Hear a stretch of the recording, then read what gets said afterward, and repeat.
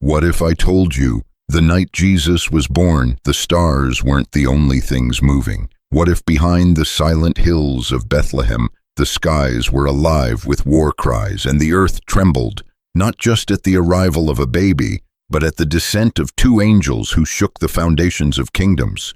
You've heard of the nativity, the manger, the shepherds, but there is another version of this story, one that unfolded in the realm no eye could see. A version that started not with a song, but with a sword. Two of the most powerful angels in the heavenly host were present that night.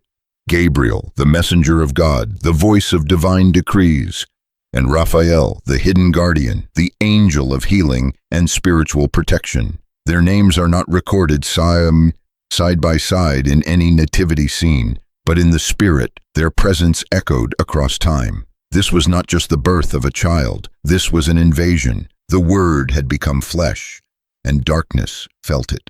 So ask yourself, why were the shepherds the first to be visited? Why did Gabriel declare peace, but stand ready for war? Why did Herod shake, lose sleep, and murder innocent children without ever hearing a single trumpet sound? Tonight we pull back the veil. Welcome to Signs in Scripture, the place where the hidden meets the holy, where we explore the mysterious intersections between divine signs and biblical truth. If you're hungry to see the Bible like never before, subscribe and step into the revelation, because once you see what happened in the heavens the night Jesus was born, you'll never hear the Christmas story the same way again. It began in the fields. To the world, Bethlehem was sleeping, a forgotten town, a crowded inn, a poor family tucked away in a cave meant for animals. But to the spirit world, Bethlehem had become the eye of the storm. Every watcher, every principality, every agent of darkness had turned its gaze toward this place. And that's when he came. Gabriel, the same angel who had once spoken to Daniel in Babylon, the same one who silenced Zechariah in the temple. Now he stood in open sky, his voice like lightning wrapped in glory, as he spoke to a group of frightened shepherds. But why shepherds? Because shepherds understood what it meant to guard something fragile in the night. And Gabriel wasn't just announcing, he was commissioning. "Fear not," he said, but his face still glowed with the fire of one who stood before the throne. "I bring you good tidings of great joy." The message wasn't for them alone. It was for the realm, spoken into the physical but resounding into the invisible. And then came the others, a multitude of the heavenly host, not a choir in robes, softly singing in harmony. No, this was an army. Their appearance wasn't for show, it was a declaration. A line had been drawn, the king had arrived, and no force would pass. "Glory to God in the highest," they cried, not in soft tones, but like warriors returning from battle. "Peace on earth," they declared, not because peace had arrived gently, but because it had invaded with force. And as they rose, the air itself pulsed. The shepherds were shaken, not just in awe, but in the ripple of a spiritual awakening. They weren't just given a location, they were marked to witness, marked to testify. But Gabriel didn't leave when they departed. No, he remained, watching, waiting. Because the next threat wasn't physical, it was already stirring in the shadows of a palace. And that's where Raphael comes in. He wasn't sent to speak. He was sent to secure, not the fields, but the womb, not the shepherds, but the girl who carried God. You see, in the unseen realm, Mary wasn't just a mother, she was a target. The bloodline she carried was spotless, untouched by the corruption of sin. But evil doesn't need open doors, it only needs a crack. And Raphael's assignment was simple: close every crack. As Mary labored, Raphael stood at the threshold of the cave, not with a blade, but with something far more dangerous to the enemy: wholeness, healing, sanctity. The angel of God who once walked with Tobias now hovered in the birthplace of the Messiah, ensuring no shadow crept into the most holy moment in human history. Meanwhile, in a palace cloaked in wealth and paranoia, a king tossed in his bed. Herod. He hadn't heard the songs of angels. He hadn't seen the glow of Gabriel. But something was wrong. He felt it. The silence of the night was loud. His dreams were disturbed. Visions, dark, tangled, suffocating, clawed at him, and he began to fear, not men, but something else. That fear was sent. Raphael didn't need to speak to Herod. He only needed to unbalance the grip that darkness had on the man, because Herod's fear would drive the next prophecy. His madness would ignite the next chapter, but none of it would touch the child, because heaven was watching, because Gabriel was still in the field, because Raphael had not yet left the manger, because the war for salvation had only just begun. In the shadows beyond the stable walls, the realm of darkness stirred, not in triumph, but in confusion. Something had changed. The stars themselves shifted alignment. The veil between dimensions thinned. Lucifer felt it like a tremor in his domain, a vibration he could not silence, a light he could not snuff out. He remembered Gabriel. He remembered the last time that voice thundered in Babylon, unraveling demonic plans with nothing but a message.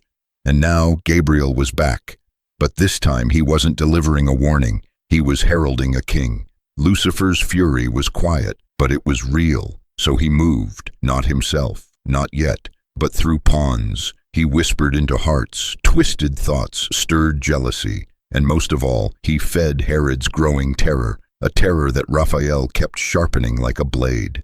You see, Herod wasn't afraid of a baby. He was afraid of being replaced. And that's the thing about the enemy. He always fears what he cannot control. But in the stable, there was peace, not silence. Peace, not ease, authority. Jesus lay wrapped in cloth, but even in his infant form, he exhaled dominion. He did not cry out of fear. He cried to signal heaven. The word had taken breath, and Gabriel bowed. The same angel who stood in the courts of heaven now lowered his gaze in awe at a child he once served in glory. And Raphael? He drew near, not to protect the child, but the world around him, because wherever the Christ moved, healing was awakened. Time itself trembled, and Raphael ensured that those ripples didn't destroy the fragile threads still forming in this divine plan. Because make no mistake, healing can be violent, not in nature, but in effect. It tears through curses. It burns through trauma. It uproots everything dark, pretending to be light. And as Jesus took his first breaths, the curse of sin began to unravel atom by atom. But elsewhere, that unraveling looked like chaos. In the minds of priests, in the dreams of kings, in the spiritual world, principalities gathered to strategize. The cry of the Messiah was not cute to them. It was a siren of war, an alarm that the light had pierced the veil. That's when the Magi saw the star. It wasn't just a celestial event. It was a beacon, a spiritual flare ignited by Gabriel himself, who marked the sky with purpose. Let those who seek truth come. But why did it take them months to arrive? Because not all revelations are immediate. Some require journey, cost, endurance. And while they journeyed, Gabriel walked with them, unseen, speaking to their hearts, guiding their steps. And Herod watched. He heard the whispers, the murmurs of travelers from the east, and he summoned them, not with curiosity, but calculation. Tell me where this child is, he said, so I too may worship. But Raphael was already there, standing between deception and destiny. When the Magi found the child, not in a manger now, but in a house, they fell to their knees, not because of what they saw, but what they felt. Heaven's presence condensed in a child's laugh, the future king of eternity playing with wood and dust. And then the warning came. In the night, Gabriel spoke, not with thunder this time, but with urgency. Do not return to Herod. And they didn't. It seemed small, a dream, a detour, but in the spirit realm it was a chess move that blocked the enemy's next attack. And still, the darkness pressed. Herod, realizing he'd been deceived, erupted in madness.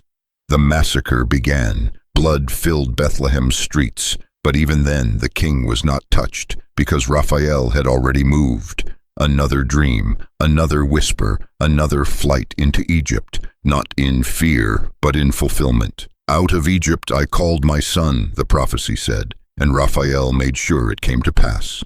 And here's what no one saw. As Joseph led his small family through desert paths and forgotten roads, Gabriel followed in silence, a sentinel above, watching, waiting, and every demon sent to track them was blocked, because God doesn't just send angels for miracles, He sends them for motion.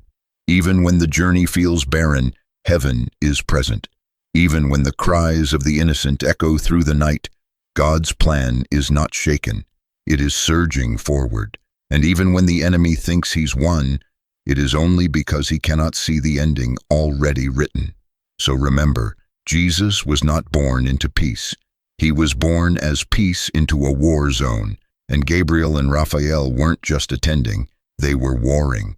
Not with swords alone, but with decrees, with assignments, with silence that speaks louder than thunder, because every movement of heaven is intentional, every whisper from God, eternal, and every step of the child in Mary's arms was already shaking hell. But let's go deeper. Why these two angels? Why Gabriel? Why Raphael? Because on that night the earth needed more than a declaration. It needed a disruption.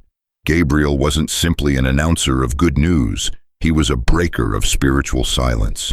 For 400 years, heaven had not spoken. No prophets, no visions, no fresh word. And then suddenly, Gabriel appears to Zechariah, then to Mary, then in the dreams of Joseph, and now in the sky itself.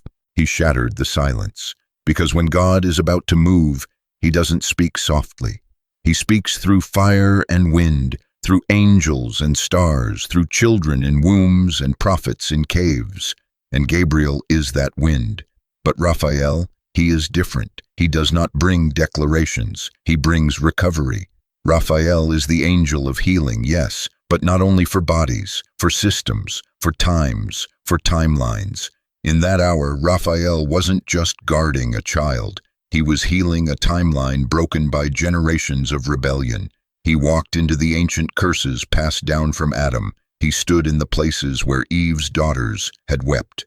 He moved through generational trauma, through Egypt's chains, Babylon's prisons, Rome's swords, and he said, "Now is the fullness of time."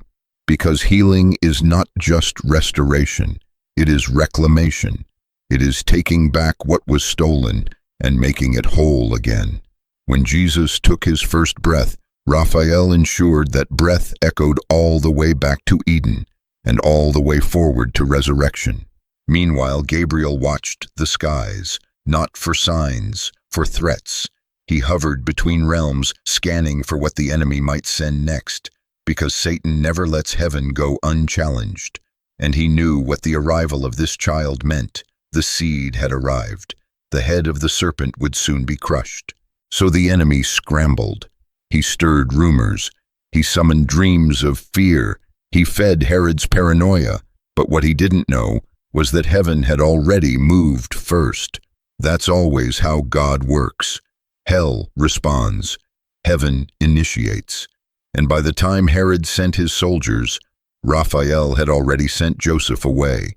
By the time deception whispered in corridors, Gabriel had already cleared the skies. It was not a defensive victory. It was a decisive one. And this is where the unseen becomes the most powerful, because while the world saw a refugee child in Egypt, the spirit realm saw a king in hiding. Heaven saw a plan unfolding. Years would pass, but not a moment would be wasted. Jesus would grow. He would learn. He would feel. And all the while, Gabriel and Raphael remained on assignment. Not in form always, but in presence. Gabriel guarded the prophetic path. He watched the signs, aligned the moments, ensured the right scrolls were read at the right time. That's why, when Jesus stood in the synagogue and read from Isaiah, saying, "The Spirit of the Lord is upon me," Gabriel knew. He remembers. And Raphael? He began the long, slow work of preparing the world to receive healing not just of sickness, but of sin, of systems, of souls. That's why demons trembled when Jesus walked into towns, not because of what he said, but because of who walked with him. Because the angels that moved the night he was born never left. They simply moved into new positions, watching, guiding, protecting, warring, not for spectacle, for salvation, for you, because what happened in Bethlehem wasn't just a birth. It was an invasion, a declaration of war on everything that had kept humanity bound. Gabriel stood for God's voice. Raphael stood for God's healing, and together they made sure no plan of hell could stop what God had written. And now pause for a moment and ask yourself, why does this matter? Because what happened then is still happening now. Angels are not relics of ancient stories. They are eternal beings, still on assignment, still responding to the whispers of God's will, still shaking the earth to guard the promises made over your life. And perhaps, just perhaps, the silence you feel in your own life right now is not abandonment. It's preparation. Heaven never sends its messengers casually. When Gabriel moves, the skies respond. When Raphael arrives, timelines shift. And when Jesus enters the scene, destinies explode.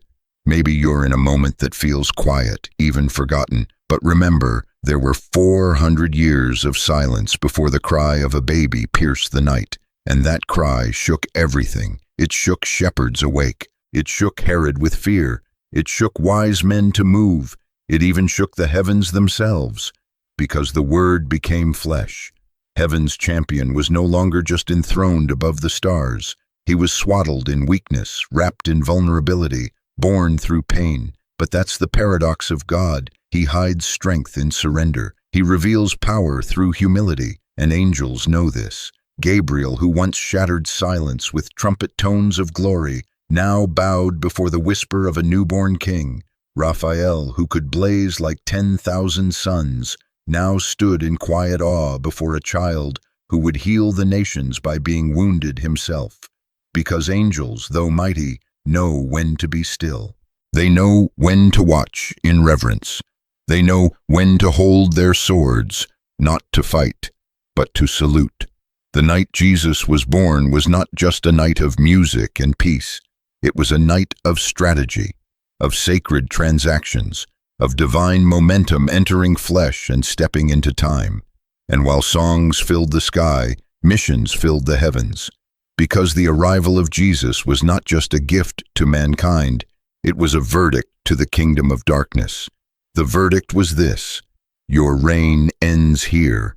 Herod could rage, Rome could rule, religion could resist, but nothing could stop the movement that had begun in Bethlehem. Not when angels were on assignment, not when Gabriel had sounded the call, not when Raphael had prepared the path, not when the Son had said, "Send me." And now you stand on the other side of that moment. You are the fruit of that war. You are the answer to the cry of that child. You are the continuation of that victory. So what do? You remember. You remember that heaven moved for you before you ever moved toward it. That angels watched your story begin before you even had a name. That while hell tried to shut you down with fear, heaven assigned angels to keep you going. That Gabriel still speaks, that Raphael still heals, and that Jesus still reigns.